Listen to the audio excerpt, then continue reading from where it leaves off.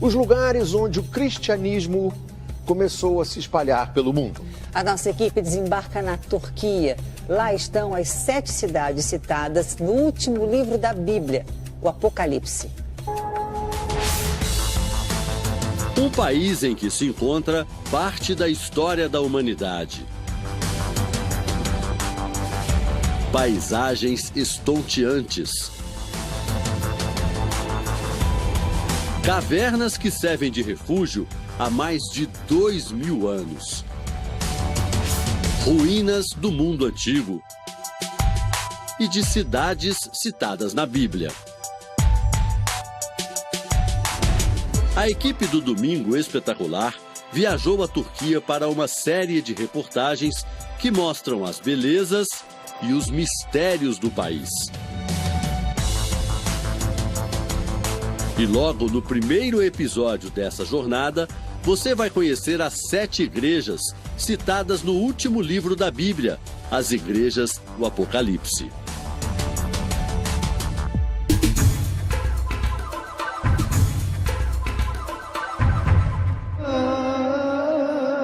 Com quase 80 milhões de habitantes, a Turquia é um dos países mais antigos do mundo. Apesar de a maioria da população ser muçulmana, a região também é rica em tesouros do cristianismo. Desembarcamos na principal cidade turca. Istambul é a única cidade do mundo dividida entre 2 continentes. Do lado de lá está a Ásia e aqui, pertinho da gente, a Europa. A cultura, o idioma, a moeda, é tudo igual. Só o que muda é o prefixo do telefone. Logo precisamos deixar a metrópole para trás. Seguimos viagem e rodamos centenas de quilômetros país adentro. Durante 5 dias, visitamos as 7 cidades do Apocalipse. Percorremos Pérgamo, Esmirna e descemos para Éfeso. Visitamos também Tiatira, Sardes, Filadélfia e, finalmente, Laodiceia. Todas essas cidades hoje recebem outro nome, mas preservam os fragmentos do início do cristianismo. O Apocalipse é o tema da novela da Record, que chega agora à fase final. Quem assiste já viu o arrebatamento. Ai, Yuri, vem logo!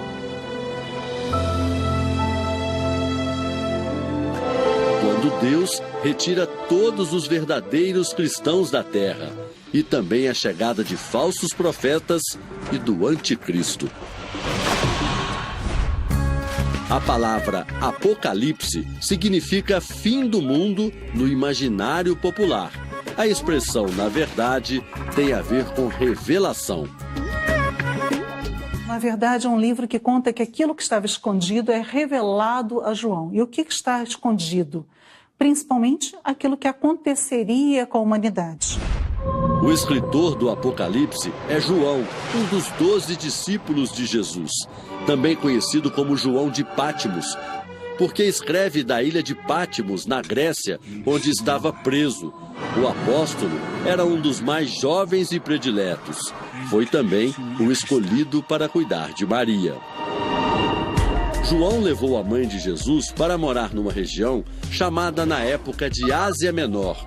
Era uma importante rota comercial entre a Europa e a Ásia. A cidade escolhida foi Éfeso, onde hoje está a cidade turca de Selçuk. João acreditava que em Éfeso, Maria estaria protegida da perseguição sofrida pelos primeiros cristãos.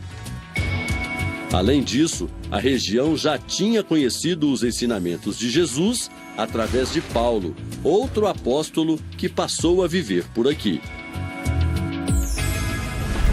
Os cristãos eram perseguidos porque os líderes do Império Romano não aceitavam os ensinamentos de Jesus. Os romanos dominavam o mundo antigo e, naquela época, eram politeístas, ou seja, acreditavam em vários deuses.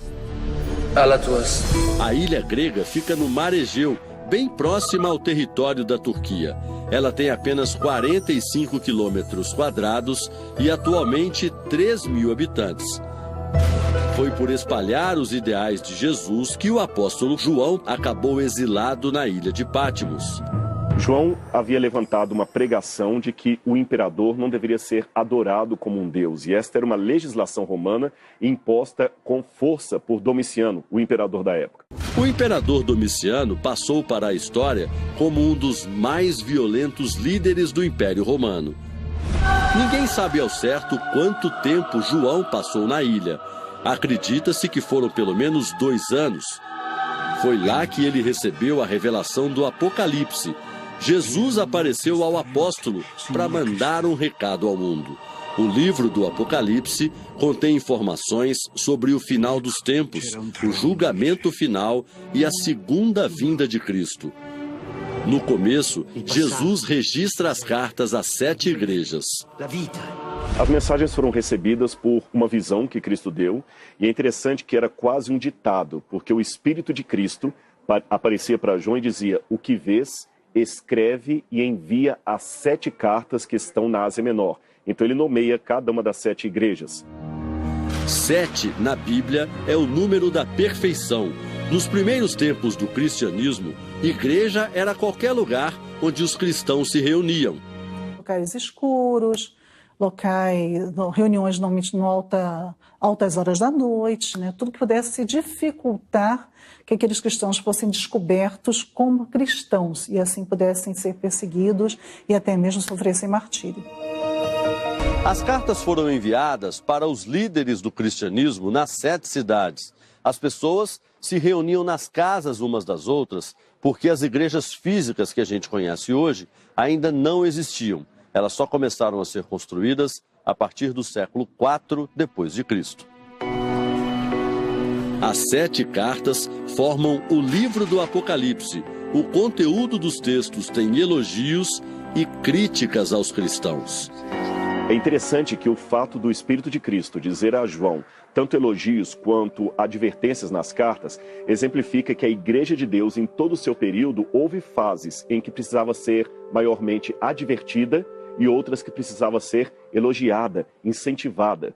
Agora, em qualquer das situações, quer seja elogiando ou advertindo, Deus está preocupado com a salvação do ser humano.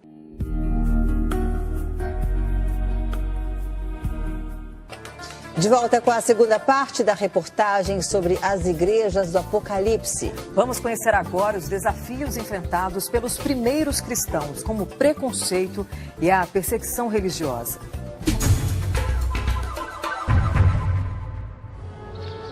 Nosso roteiro pelas 7 cidades começa por Éfeso, no extremo oeste da Turquia. A localização fez da cidade um importante centro de comércio e negócios para a época. As casas eram construídas em terrenos inclinados, de maneira que uma não atrapalhasse a visão da outra. No mundo antigo, aqui também ficava o templo de Ártemis, a deusa grega da caça. Hoje restam apenas ruínas, mas ainda é possível perceber a dimensão da obra. Foi neste ambiente que João se tornou um incansável peregrino na divulgação do Evangelho. Encontramos turistas brasileiros passeando por Éfeso, emocionados por estar em um local tão importante na história bíblica. Quem é cristão, a questão emocional é incontrolável.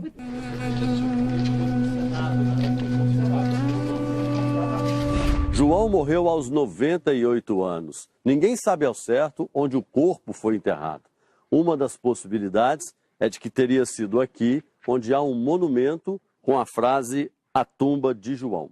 Apesar da ausência de provas da arqueologia de que os restos mortais do apóstolo estejam aqui, este é um dos locais mais visitados pelos peregrinos cristãos.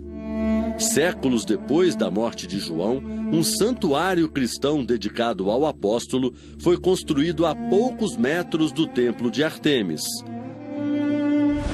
A entrada da cidade era esta aqui, uma espécie de avenida de mais ou menos 500 metros. Além de João, outro apóstolo fez este caminho. Paulo, que passou de perseguidor a seguidor de Cristo. A Bíblia conta que Paulo se chamava Saulo antes da conversão ao cristianismo. Ele era cidadão romano e lutava contra os cristãos. Até o dia em que teve um encontro espiritual com Jesus no caminho de Damasco, a 1.600 quilômetros daqui, na atual Síria. No cristianismo dos primeiros tempos, Éfeso teve como líderes religiosos João e Paulo, por isso era uma igreja tão forte. Na carta a Éfeso, Jesus elogia as qualidades da igreja e dos servos dedicados. Conheço as suas obras, o seu trabalho árduo e a sua perseverança. Sei que você não pode tolerar homens maus, que pôs à prova os que dizem ser apóstolos, mas não são, e descobriu que eles eram impostores. Você tem perseverado e suportado sofrimentos por causa do meu nome, e não tem desfalecido. E Paulo foi ali justamente para levar a palavra de Jesus ao mundo grego. Então Paulo rodou por toda a Ásia Menor. Todas as maiores cidades ali receberam a presença de Paulo, da sua pregação, e em muitas ele foi perseguido e quase assassinado. O local que Paulo mais pregou foi este aqui, o Teatro de Éfeso, para 25 mil pessoas. Até hoje muito usado por cantores e orquestras. Aproveitando-se da boa acústica, que sempre dispensou o uso de microfones, o apóstolo, muito provavelmente, ficava aqui no meio, falando para as arquibancadas cada vez mais cheias. Quantos será que ouviram o evangelho aqui pela primeira vez?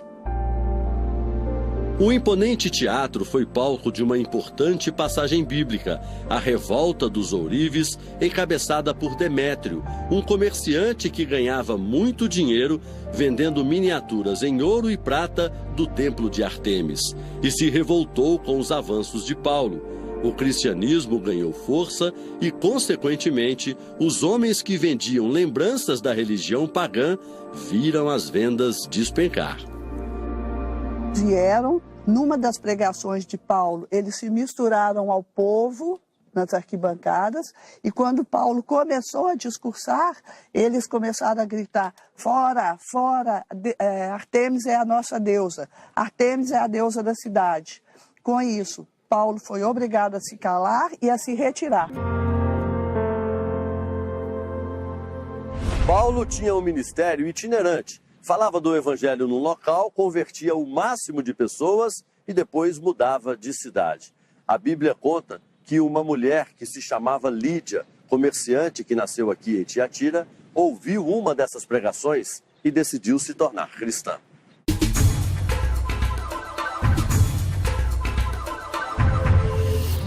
O caso ocorreu na região de Tiatira, atual cidade de Aquissar. O município moderno tem cerca de 170 mil habitantes.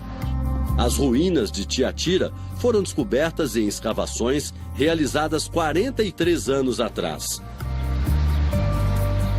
Lídia foi uma das primeiras pessoas convertidas em Tiatira. Ela se batizou com toda a família, tornou-se um exemplo na religião. Tiatira também é citada na Bíblia como palco de um duelo entre o bem e o mal naquela época, mas ainda comum nos dias de hoje.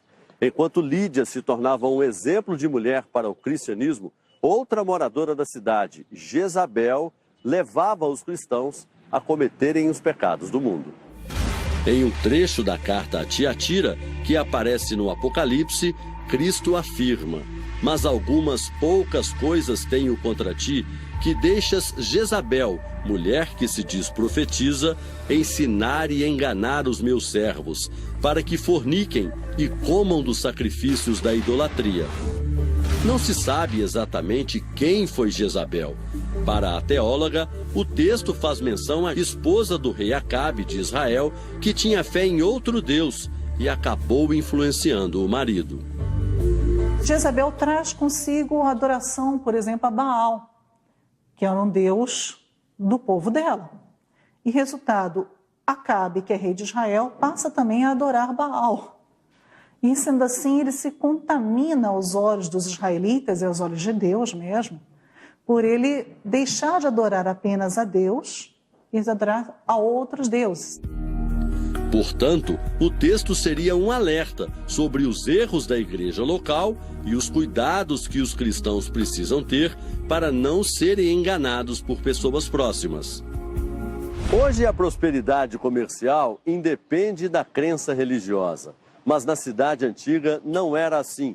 Como a maioria dos comerciantes cultuava outros deuses, se aliar a eles era um atalho para uma vida econômica mais confortável. Ou seja, os cristãos viveram um dilema. O que era mais importante, a sobrevivência econômica ou a independência espiritual?